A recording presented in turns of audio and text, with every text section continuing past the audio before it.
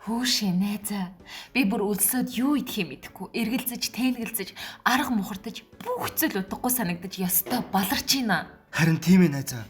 Би бас ойр хавийн хоолын газруудын дунд төөрчгөө сууж байна.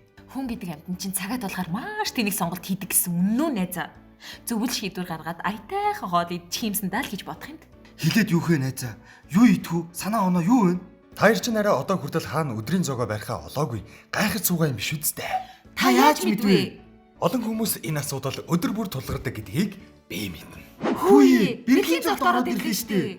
Миний хоёр найз чинь мэдрэл муутаач гэсэн олон нийтийн газар энийг нууж яваарай. Берлин 1-2 дугаар сард цөвөнгийн баяр болж байна. Үнийн хувьд ердөө 7900 төгрөг учраас та бүхэн өргөнөөр ирж үйлчлүүлээрэй. Цөөн бол бурхан бидэнд хайртай баталгаа шүү дээ. Идээд өгье. Хүүшээ, ямар гоё юм бэ? Би ихтэй хоньны махтай хоол идэж чаддгүй маа. Үхрийн махтай цовын иднэр байна. Мэдээж Берлин зоог төрөл бүрийн сонголтыг та нартаа өгч байна. Адуу үхэр хоньны махта цөөнгийн сэтүүд 7900 төгрөг. Берлин зоог маань 1992 оноос хойш тасралтгүй үйл ажиллагаагаа явуулж байгаа. Монголын анхны түргэн хоолны сүлжээ бөгөөд өдөр бүр эрүүл чанартай, найдвартай хоолоор үйлчилдэг. Хүүшээ найзаа, чи юу хийгээд байна? Найз намаа олохгүй л идэж байна шүү дээ.